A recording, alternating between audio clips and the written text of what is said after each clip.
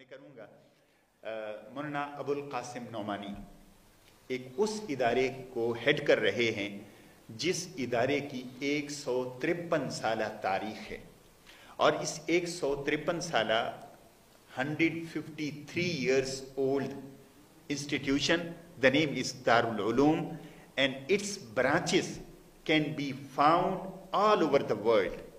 मैं आज गुफ्तगू कर रहा था कि शायद दरख्त की इतनी शाखें नहीं होंगी जितनी दारुल उलूम से ताल्लुक़ रखने वाले मदारिस मकातिब की दुनिया भर के अंदर शाखें हैं, और खुद दारुल उलूम को भी नहीं पता कि इनसे ताल्लुक़ और निस्बत वाली दुनिया में कितनी शाखें हैं।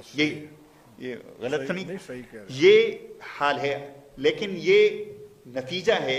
हजरत ने भी आज अपनी गुफ्तगू में इसका जिक्र किया और मैंने भी एक दो वाक़यात बयान किए, उस इखलास और खुलूस का जिसकी बुनियाद पर दारुल उलूम का वजूद अमल में आया। 1866 में जब 1857 में अंग्रेज़ों ने मकामी तौर पर जो तहरीक चली थी अंग्रेज़ों को निकालने की, वो उसमें शिकस्त खाई मुसलमानों ने भी और हिंदुओं ने भी। तो उसके बाद एक नए अंदाज से मुसलमानों के अंदर बकाए इस्लाम की एक तहरीक और एक जज्बा और एक वलवला बेदार हुआ। वो दारुल उलूम की शक्ल में दुनिया के सामने ज़ाहिर हुआ, और उसकी इब्तिदा करने वाले थे मौलाना कासिम नानोतवी। और उस इखलास और खुलूस का ये आलम था कि कई अरसे तक सुलहा नेक लोग दुआएं करते रहे, अल्लाह इस्लाम की बका और तहफ़्फ़ुज़ के लिए कोई सबील, कोई रास्ता निकाल। बिल आखिर अल्लाह ने एक उस्ताद और एक शागिर्द के साथ मदरसे की इब्तिदा हुई। देवबंद बस्ती के अंदर छोटी सी मस्जिद, छत्ता वाली मस्जिद इसको कहते हैं, उसमें अनार का एक दरख्त, उसके नीचे ये सिलसिला शुरू हुआ। देखते ही देखते उस दारुल उलूम से पूरे हिंदुस्तान, और हिंदुस्तान से जब मुराद ली जाती है इसमें अफगानिस्तान, पाकिस्तान, नेपाल, बर्मा, बांग्लादेश, ये सारा का सारा खित्ता आ जाता है। इसके अंदर उसके असरात जाहिर होना शुरू हुए। फिर दारुल उलूम देवबंद सिर्फ एक मसलक का नाम नहीं, दारुल उलूम नाम है एक तहरीक का, दारुल उलूम एक नाम है एक फिक्र का, दारुल उलूम एक प्लेटफॉर्म है मुसलमानों की इज्तिमाइयत का। आज कोई हिंदुस्तान की तारीख लिखेगा या जिसने लिखी वो तारीख उस वक्त तक मुकम्मल नहीं हो सकती जब तक कि दारुल उलूम का उसके अंदर जिक्र ना हो। दारुल उलूम ने सियासत में अपना किरदार अदा किया, खिदमत दीन में अपना किरदार अदा किया, दावा के अंदर अपना किरदार अदा किया, और आज हम इस खित्ते के अंदर, इस लिबास के अंदर और इस वज़ाकता के अंदर और कुरान करीम के आयात और अहादीस रसूल अलैहिस्सलातु वस्सलाम के मिशन के अंदर अगर हैं तो ये उसका बड़ा हिस्सा दारुल उलूम का मरहून मिन्नत है। अगर दारुल उलूम की मेहनत ना होती तो वो जैसे लॉर्ड मैकाले ने कहा था, जिसने हिंदुस्तान के लिए निज़ाम तालीम बनाया था, कि मैं ऐसा निज़ाम तालीम दे रहा हूँ जिसके बाद, जिससे निकलने के बाद लोग अंग्रेजी शक्ल के तो नहीं होंगे लेकिन अपने किरदार में, अपने वज़ाकता में वो अंग्रेज होंगे। लेकिन इस चैलेंज को अगर मुकाबला किया है तो दारुल उलूम ने और मौलाना कासिम नानोतवी रहमतुल्लाह अलैह और उसके बाद आने वाले लोगों ने। तो ये वो दारुल उलूम है जिसने आज़ादी हिंद में और इस्तेमार को मुल्क से निकालने में और मुल्क के अंदर अमन व आश्ती के माहौल पैदा करने में एक किरदार अदा किया। दारुल उलूम ने जितने मसलक हैं मुसलमानों के, बशमूल शिया और सुन्नी मकतब फ़िक्र के जितने मसलक हैं, उन सब को भी मुस्लिम पर्सनल लॉ बोर्ड की सूरत में जमा किया, ख़त्म नबूवत की तहरीक की सूरत में सबको जमा किया। दारुल उलूम को अल्लाह ने यह खूबी दी है, न सिर्फ तमाम मुसलमानों को वो इकट्ठा कर लेता है बल्कि दीगर मज़ाहिब के लोगों के साथ मिलकर इंसानियत की खिदमत के लिए भी आगे आता है। और यही दारुल उलूम है जिसने एक गैर मुस्लिम मुल्क में अपने वजूद को बाकी रखते हुए इस्लाम के किसी भी उसूल पर कभी कंप्रोमाइज नहीं किया। अभी मौलाना शाह आलम गोरखपुरी कल मुझे बता रहे थे कि मुफ्ती सईद साहब बड़े मुफ्ती हैं दारुल उलूम देवबंद के, उनको सदरे जमहूरिया का एक अवार्ड मिला, और अवार्ड के लिए जैसे यहाँ पे भी तरतीब है, जब कोई जाता है तो सर झुकाता है, تو انہوں نے شرط تھی کہ میں نہیں جاؤں گا. وہ ایوارڈ خود چل کے دارالعلوم کے اندر آیا اور انہوں نے ایوارڈ دیا. مولانا حبیب الرحمان صاحب کو ملا. مولانا حبیب الرحمان اعظمی وہ مفتی تھے دارالعلوم کے, ان کو بھی ایوارڈ ملا. انہوں نے شرط لگائی کہ نہ میں جھکوں گا اور اگر ایوارڈ دینا ہے تو میرے سامنے آ کے مجھے دیا جائے. اعظم گڑھ کے ابھی نام تھا مولانا حبیب الرحمان اعظمی محدث اعظمی تھے, یہ بھی دارالعلوم سے متعلق تھے. ان کو بھی ایوارڈ ملا, لیکن انہوں نے اپنے دینی احکام کو دنیا کے سامنے چھوڑا نہیں, برقرار رکھا کہ مسلمان اگر جھکتا ہے تو اللہ کے سامنے جھکتا ہے. تو عمل اور کردار کے ساتھ دارالعلوم نے ہمیشہ کوشش کی اور اپنا لوہا منوایا, اور آج اسی کی برکت ہے کہ اس سے محبت رکھنے والے, اس سے تعلق رکھنے والے, اس سے نسبت رکھنے والے دنیا بھر کے اندر, ساؤتھ افریقہ میں چلے جائیں, انگلینڈ میں چلے جائیں, امریکہ میں چلے جائیں, مشرق سے مغرب تک شاید ہی کوئی ملک ایسا ہوگا جس کا دارالعلوم سے تعلق نہ ہو. اور آپ کی اس مسجد کا سب سے پہلا امام بھی دارالعلوم دیوبند کا فاضل تھا.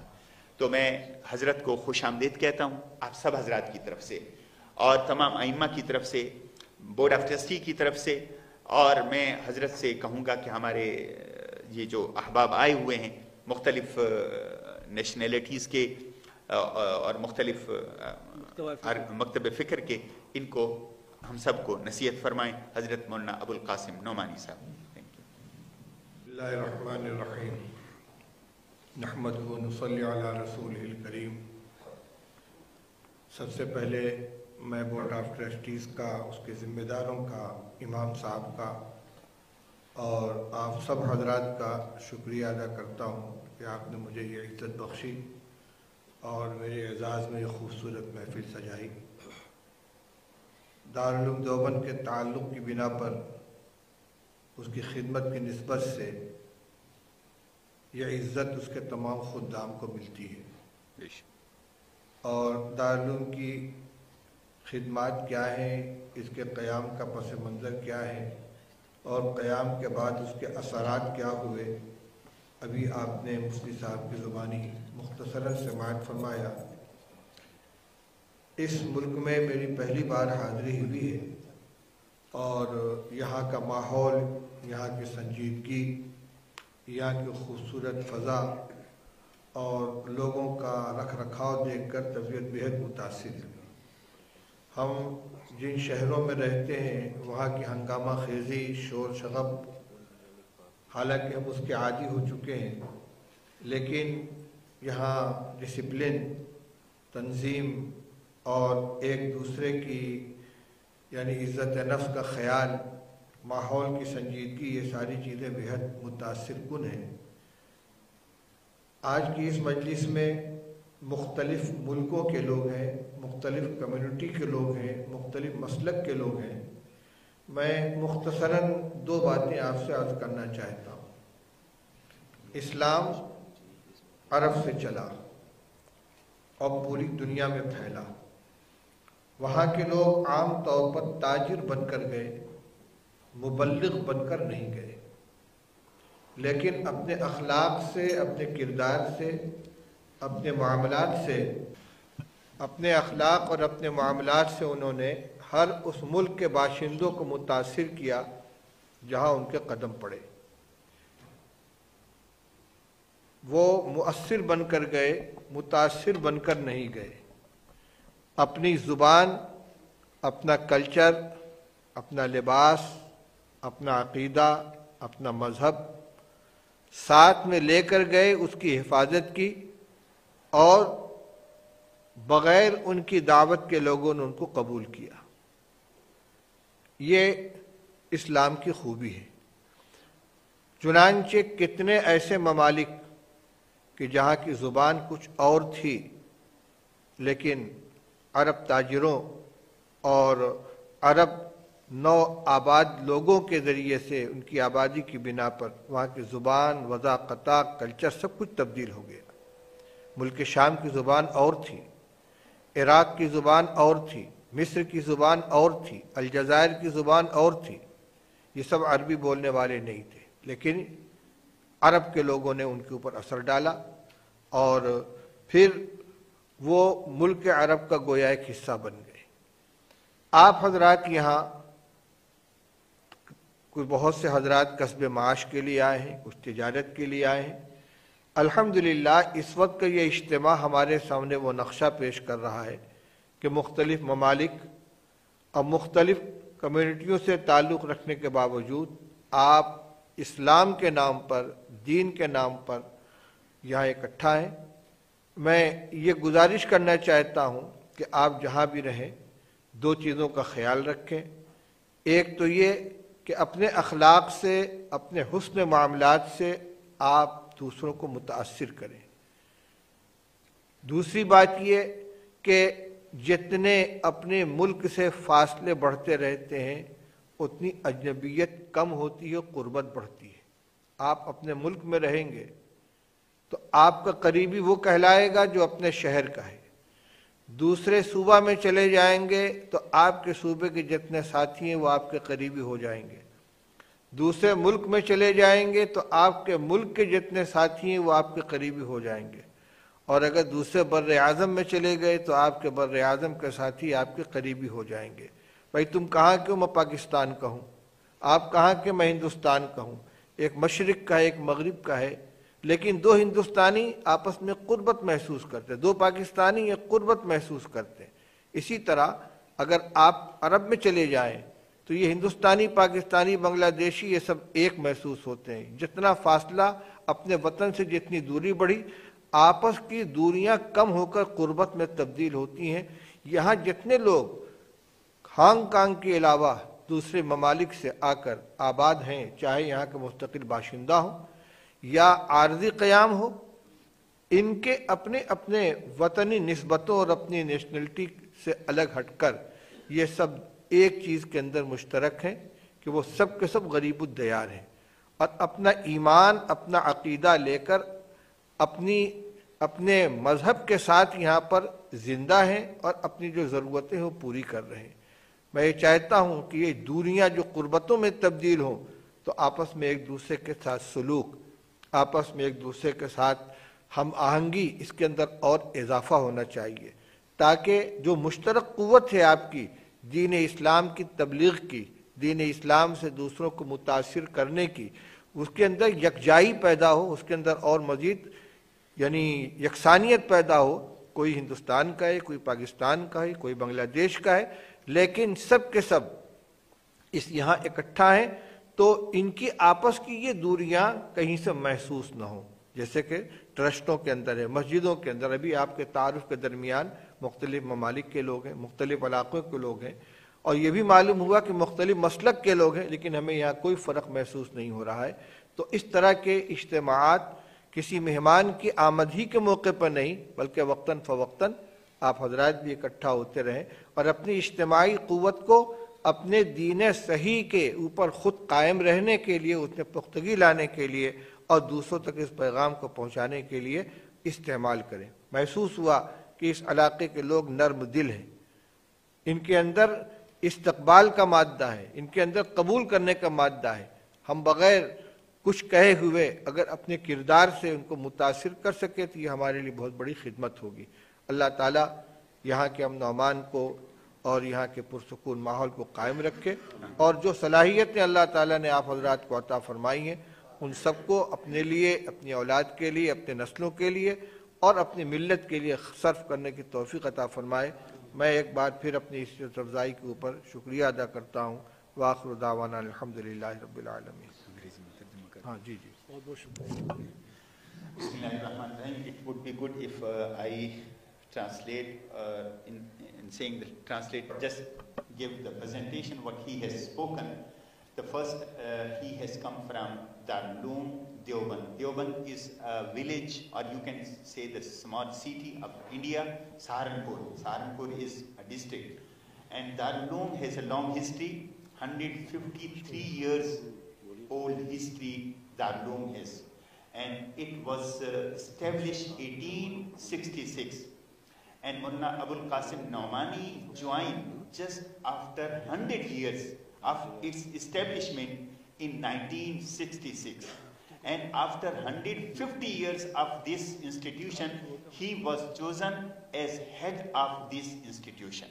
So Darul Uloom Deoband has played an important role in the politics of India, in economic struggle, and in uniting the minorities in India, not only Muslims, even minorities. So if someone writes the history of India, he cannot forget the role of Darul Uloom. So Darul Uloom has so many branches in the world, even more than the branches of a tree.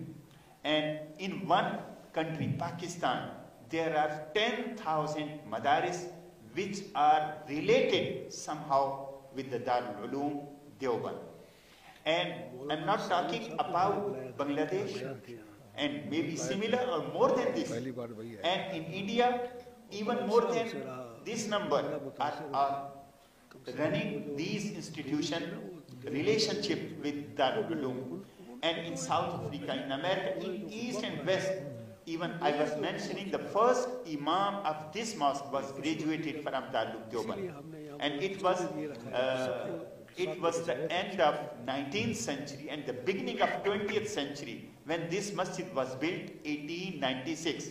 So Darul Uloom is playing the role even today in uniting different sects of Islam. Darul Uloom introduced is a Muslim personal law board in which we have seen Shia and different sects within Ahl Sunnah. They are all on one platform, that is Muslim personal law board for the benefit of the Muslims. So Maulana has said that we as living out of our own countries, here someone is from Bangladesh, as someone is from India, someone is from Turkey, someone is from China, and someone is from Pakistan. But here, with the relationship of Islam, we are all together and united. So Maulana was saying, thanks to all of you. Because of his honor, we all gather here, and he advised us, as we are away in the distance with our own country, so we should be united and close with each other based on Islam. And we should not get influence of outside, and we should try to influence others while living in this country. And we should contribute as much as we can in an area where we are living. So we should not compromise with our values, but at the same time we should try to influence other people. So this is the message from Maulana Abul Qasim Naumani, and he was thanking to all of you, and thanks to the Board of Trustees for organizing this dinner in his honor. And Assalamu alaikum wa rahmatullahi wa barakatuh. आखिर में हम सब अपना ये एजाज़ समझते हैं, बिलखुसूस जो दीनी खिदमत से मुतालिक हैं, कि किसी बड़ी हस्ती के हाथों अपने सर पे दस्तार रखें। तो हमारे पास असातिज़ा ने ये दरख्वास्त की, खुद मेरी भी ख्वाहिश है, तो हज़रत से गुजारिश करूँगा कि वो अपने दस्त मुबारक से हमारे सरों पे रुमाल और दस्तार रख दें। बहुत अच्छा ऐलान कर। हमारे यहाँ एक रिवायत है कि जब किसी को अमली मैदान में उतारा जाता है तो दस्तार बनी जाती है कि अपनी खिदमत से अंजाम दी जा सकती है। ये एक तरह से रिवायत है, और यहाँ पर जितने उलमा मौजूद हैं तकरीबन ये सब इनके सरों पे दस्तार बनी जा चुकी हैं, इसलिए ये मैदान अमल में उतरे हैं। लेकिन ये हमारे लिए बहुत बड़ी सादत है कि दारुल उलूम की मोहतरम साहब और वहाँ दस्तार सर पे सजे, तो चीफ इमाम डायरेक्टर हज़रत मौलाना मुफ्ती मोहम्मद अरशद साहब की दस्तारबंदी करवा रहे हैं, हज़रत मौलाना मुफ्ती अबुल कासिम नौमानी साहब। इसी तरह मैं दावत देता हूँ कुरुल मस्जिद के इमाम उस्ताद हज़रत मौलाना मुफ्ती मोहम्मद शुएब साहब को कि वो भी तशरीफ लाएँ और हज़रत के हाथों से अपने सर पे दस्तार रखवाएँ।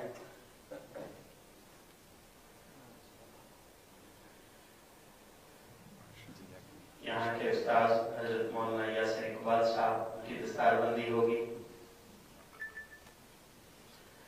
اسی طرح ہمارے پاکستان سے تشریف لائے ہوئے مہمان جن کی اشاعت اسلام اور اشاعت دین کے حوالے سے بہت بڑی خدمات ہیں اور اسی کے نتیجے میں آج یہاں پر موجود ہیں، حضرت مولانا مفتی طارق مسعود صاحب دامت برکاتہم، تو میں حضرت سے درخواست کروں گا کہ ان کے سر پر بھی دستار بنوائیں. حضرت مولانا مفتی طارق مسعود صاحب.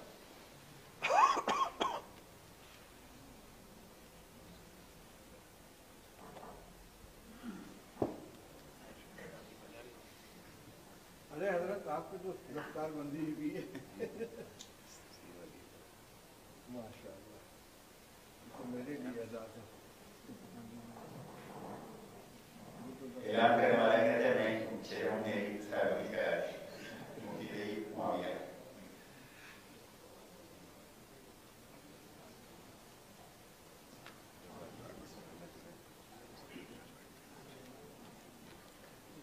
چلیے بنوائیے تو آپ کر لیجیے. نہیں بولے اس کو بھی جی ان کو بھی کرا. ہاں اور امام شعیب لوگ ہمارے سیدھے امام ہیں. لیں رومان لیں.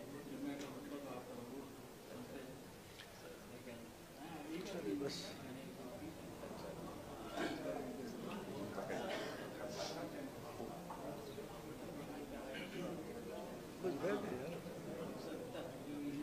آ جائے بس.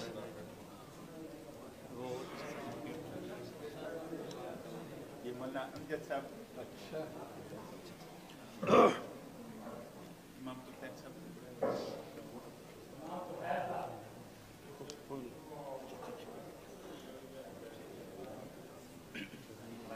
یار قسم صحیح بہت خوبصورت لگا. حفظ نعیم صاحب. اسکول والے ہیں لیکن پورے مقام میں ایک اسلامی کالج ہے تو اس حساب سے آپ سے ملیں گے.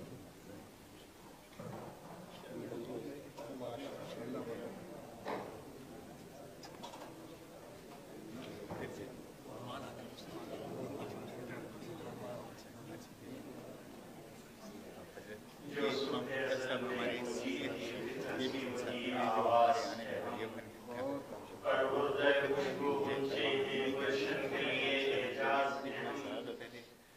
اس پر تجلی میں سمجھا پروانہ شمع نور ہمیں. یہ وادی ایمن دیتی ہے تعلیم کلیم طور ہمیں. دریائے طلب ہو جاتا ہے ہر میں کش کا پایاب یہاں. ہم تشنہ لبوں نے سیکھے ہیں میں نوشی کے آداب یہاں. اب یہاں کے بورڈ آف ٹرسٹیز کے سیکرٹری جناب الحاج سعید الدین صاحب معزز مہمان گرامی کو حضرت اقدس کو بورڈ آف ٹرسٹیز کی طرف سے سپاسنامہ اعزازی سرٹیفکیٹ اور یہاں کا تعارف پیش کرتے ہیں. یہ آپ کے نام سے ہو رہا ہے تاکہ آپ کو ہمیشہ ہماری یاد رہے گی. بہت اچھا، جزاک اللہ، شکریہ.